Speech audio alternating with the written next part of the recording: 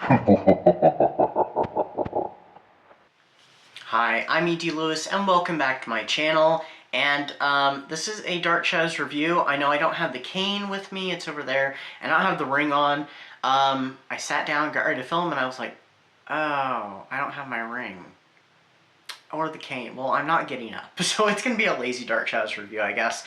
I just really didn't want to get back up. So today, I'm finally reviewing Curse of Dark Shadows. I wanted to review this much sooner. I wanted to read it much sooner than I did, but it took a little while to get, even though I pre-ordered it. So I had to wait a little while. It looked like originally I was going to get it in November, and then it updated to like Halloween would be the earliest I'd get it, and then I got it a few days or so before Halloween. I had planned on dropping everything to read this. That did not happen. I decided to just finish what I was doing, and then I got involved in other stuff, and I'm like, you know what, I'll get to it when I get to it. So here we are, finally getting to it. I finished reading it by the time this review comes out, because I am pre-recording a little bit. It's been a couple weeks, and it's been several days since well, I'll get more into that in a bit. But it is the new Dark Shadows story, Curse of Dark Shadows by, here, let's open it up and read it actually from the, from inside the book instead of the outside. Written by Craig Hurd-McKenney, illustrated by Jock,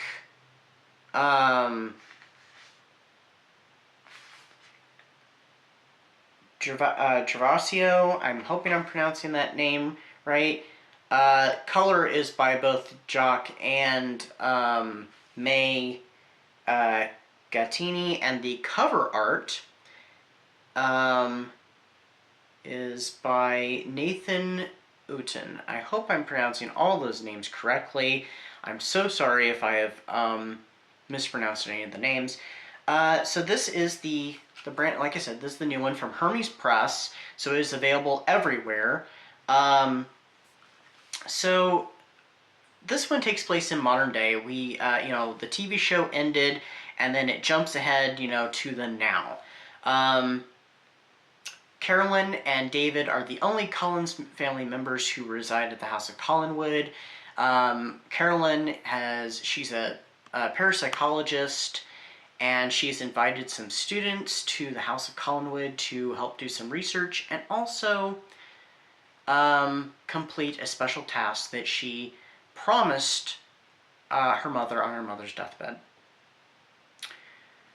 But in Carolyn's case, unfortunately, she's going to need the assistance of a family member who has not been at the house for some time, one vampire Barnabas Collins. She summons Barnabas back to Collinwood, and they begin work on fulfilling this promise to Elizabeth. So, as I said, I sat on this for a bit. This book is, this graphic novel is divided up into, there's the graphic novel itself, there's a dossier, and then there's some special illustration stuff showing the process and some alternate pictures and designs. Like I said, I read the main part in just 2 days, and I sat on it for a while, and then I read and completed the dossier and the special stuff at the end. Some days later, and I have mixed feelings. I think my feelings have settled a little bit, but they're still relatively mixed. There's some things I do really like about this book, though.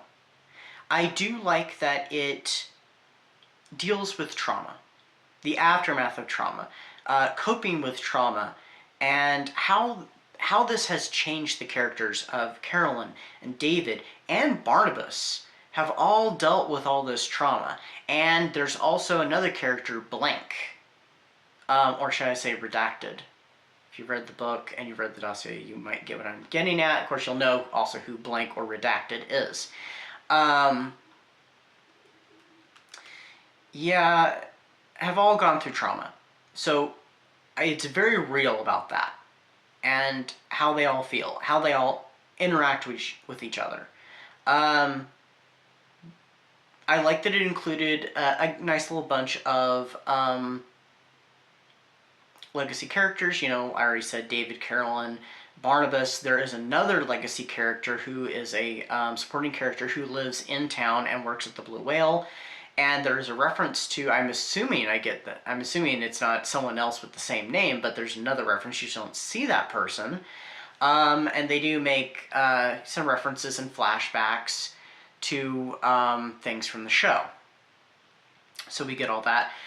We also have some very familiar activity going on. Seances and other stuff that I can't say what they are without spoiling or potentially spoiling. I like the illustrations. I really do. Let's open, you know what? I'll just show you just a few just so you get kind of an idea. This one's like the first page right before the first actual page. So we have Barnabas, we have Carolyn right here. And the whole time, by the way, while I'm reading this, I keep hearing Nancy Baird's voice as Carolyn. I don't hear David Hennessy, even at, you know, David Hennessy today, I don't hear his voice for David. I actually didn't even hear Jonathan Frid as Barnabas either. I think she's the only one whose voice I felt like I could hear Carolyn say these things.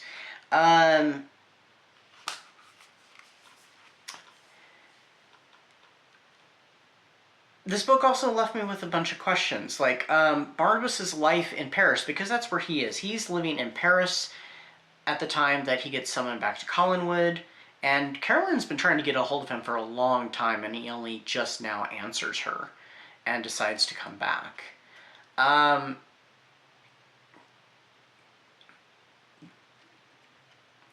Now, granted that I liked that it dealt with trauma and it was very real about that, I didn't like how some of the characters are ultimately portrayed, though. I also was kind of disappointed that there was no, like, voiceover at the beginning. There is kind of one at the ending, though.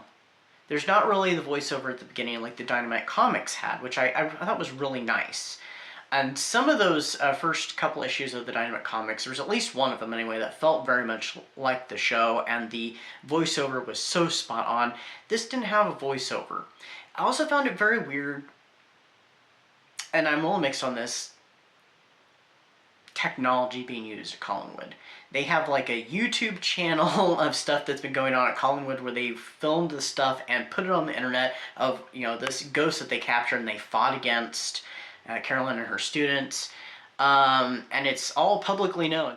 And so you get the use of computers and cell phones and stuff going on.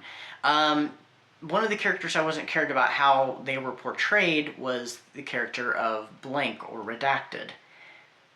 That character just didn't feel... I know that this character's been through a lot. I mean, seriously. If you've read this, you know who I'm talking about, and you've seen the original show, you know this character has been through hell.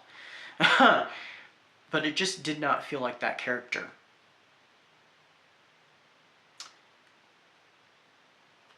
So, and I felt like that with a lot of those characters. But I think the one who I felt seemed most right, and it's not just because I could hear Nancy Baird's voice, was Carolyn. Yeah. And I love, like I said, I love the illustrations. I'm not a big fan of the cover art. This is great cover art, don't get me wrong, but I don't know if it's right for Dark Shadows, personally. I liked also how it wraps everything up in this story, but also leaves it open to what's going to happen next. If they do another one. There are some twists that are ultimately pretty clever. There's also a brand new character that has a connection to a character from the show. But it leaves me with a question of, with certain events that got changed in the show, which, you know, that happened a couple different times, did that actually happen to that legacy, to that character in the show? Or did that get changed? And the dossier talks about how time got changed and altered, so there's some inconsistencies with dates and stuff. But it still makes me wonder, did that ultimately really happen then? There are some mistakes in the dossier, especially with the character who's not seen in this book and is not mentioned in this book. They mention a death date, but yet they mention that character was with Carolyn in the 1980s. So it's like, okay, that wasn't quite right. There was another error, and I don't remember what it was, that was in the dossier, and I wasn't really sure if that was due to a discrepancy. I don't know if it really was due to a discrepancy or not, but it was the only two glaring errors that I caught on to. There is some unfortunate things, and this will not impact my review at all, or my rating is, when I got it, I have two covers. They apparently had slid a cover over it, so it's almost like a dust jacket. And then also, and this I have seen in a review, and also on a Dark Shadows podcast had made a quick note of this recently. There are some repeated pages. And I'm having they're at the beginning. There's only a couple of repeated pages, and I'm having trouble finding them at the moment. Oh well, it's fine. So what did I ultimately rate this book? 3 stars. I debated 3.5, but I feel like 3 stars is more accurate. It's okay. There are bits that don't really feel like Dark Shadows to me, but there are bits that do. I like some things. I'm uncertain to uneasy on some things, and there's some things I don't like at all. And one of those I'm very, as you've already heard, I'm kind of conflicted, because I like the trauma bit and how it's so real about that and how it's dealt with, but also I don't like how those characters are portrayed. So I'm not sure how I feel about that. Like, I'm still mixed, even though I'm mixed, but yet somewhat settled a little bit. Yeah. I would still recommend checking this out. If you're curious, checking this out. If you're a fan of Dark Shadows, check this out. If you like graphic novels and you like Dark Shadows, do check this out. I would actually like to see another one. And maybe I'll like that one better.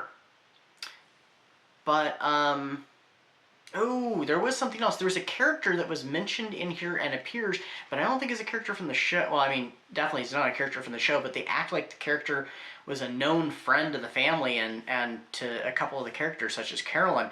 But this character just kind of shows up for a bit and then is gone. And so